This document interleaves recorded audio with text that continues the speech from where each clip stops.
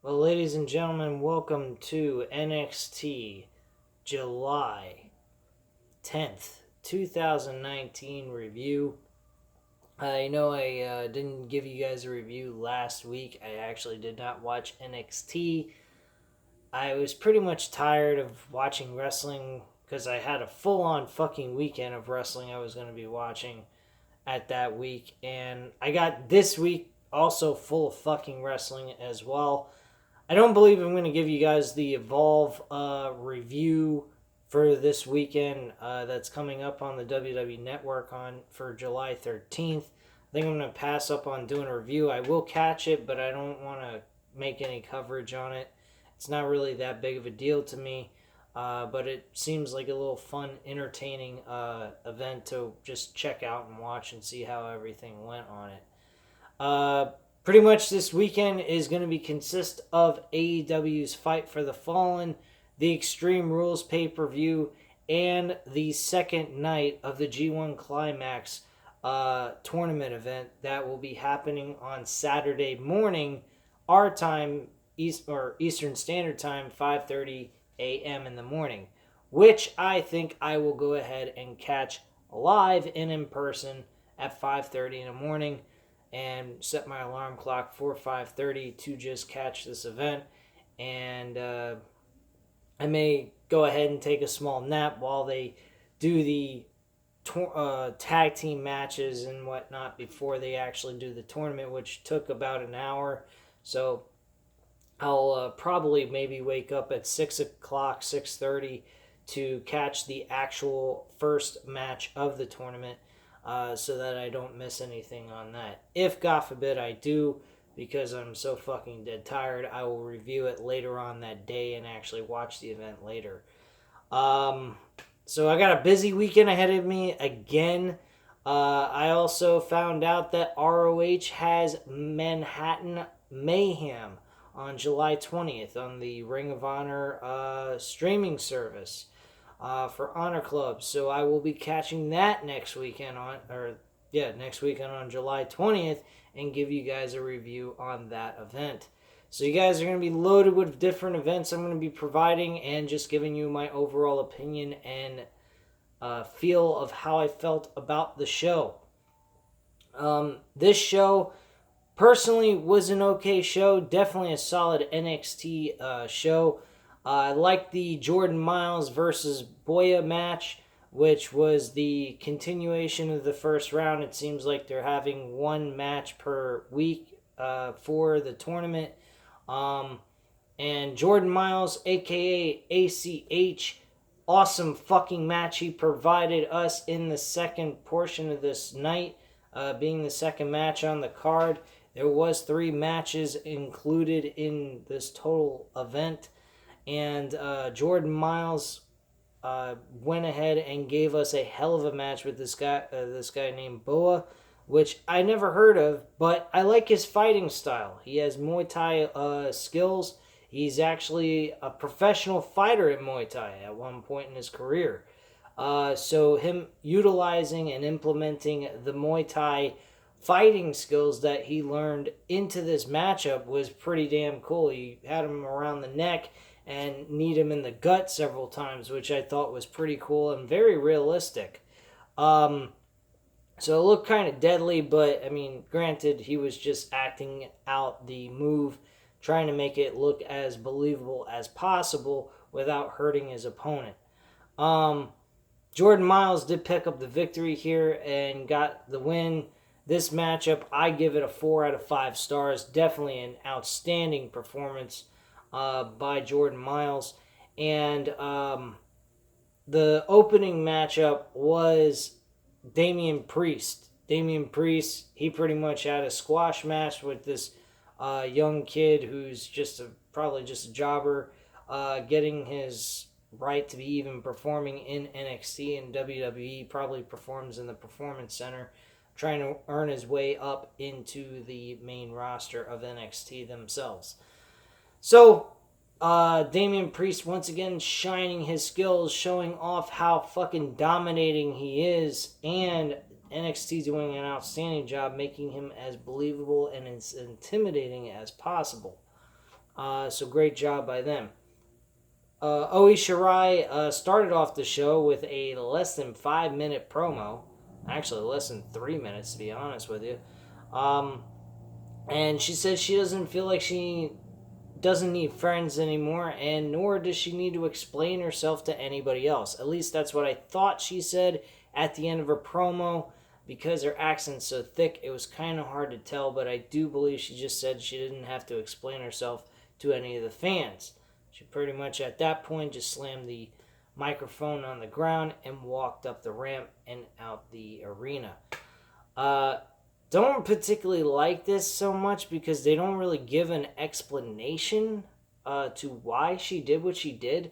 But this definitely leaves an open grudge match between Oi Shirai and Candice LeRae, which I hope is placed on the NXT TakeOver event card for Toronto. I think that would be a very good idea for NXT to utilize as a rivalry matchup. Instead of having men versus men, have a woman versus woman match without a title on the line, featuring some of the women that they don't get to feature on the NXT TakeOver event. So Oi Shirai and Candice LeRae, I think, would be a great thing to capitalize on. Granted, they're not in a world championship match for the women's division. This would be a great opportunity for them to showcase these two women in a grudge match nonetheless. We also got a promo from Keith Lee before the main event. Keith Lee really provided a good promo video package, whatever way you want to put it.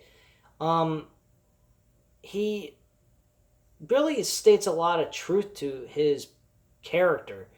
He was supposed to be this guy who's limitless and everybody should bask in his glory, but he's never accomplished or achieved heights that he felt he needed to achieve in NXT in his first year run.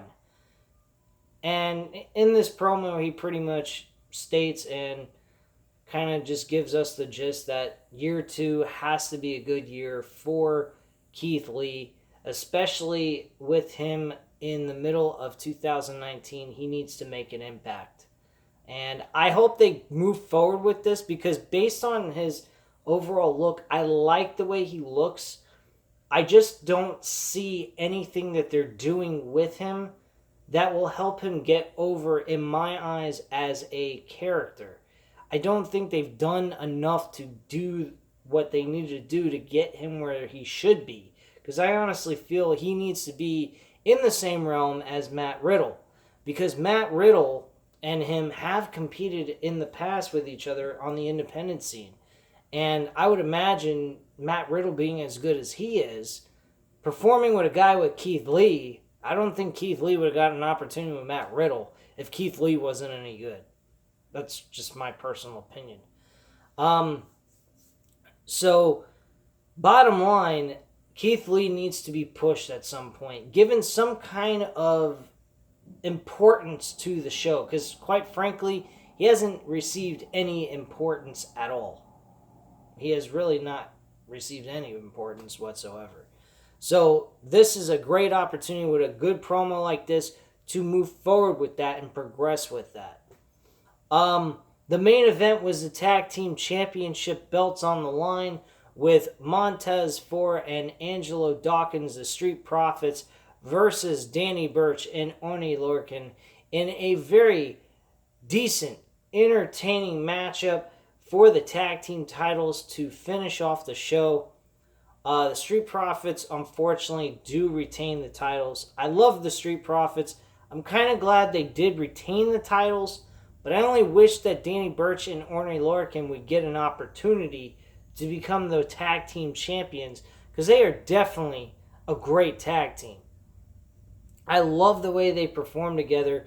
They are old school technician wrestlers with their old school attire. Everything about them just screams old school, and I love old school sometimes. Sometimes old school is a nice breath of fresh air in professional wrestling in today's day and age, and to get that in today's day and age is really fun to see. It's not to mention it's hardly ever used by other wrestlers, so for them to utilize it in their character I think that's pretty fucking awesome. This matchup was back and forth. These two tag teams put on a hell of a performance. I give them a 4 out of 5 stars. And Montez Ford and Angelo Dawkins are worthy of being tag team champions in my eyes.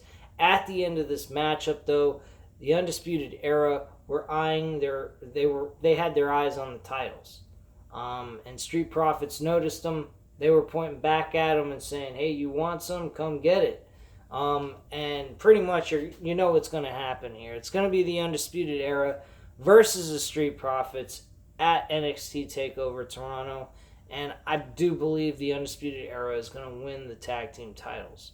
I don't think they would go ahead, state that they're going to be draped in gold in the beginning of the year, finally give the title to Adam Cole, and then make Adam Cole win, but the rest of his team ain't winning any titles. I don't think that's going to happen.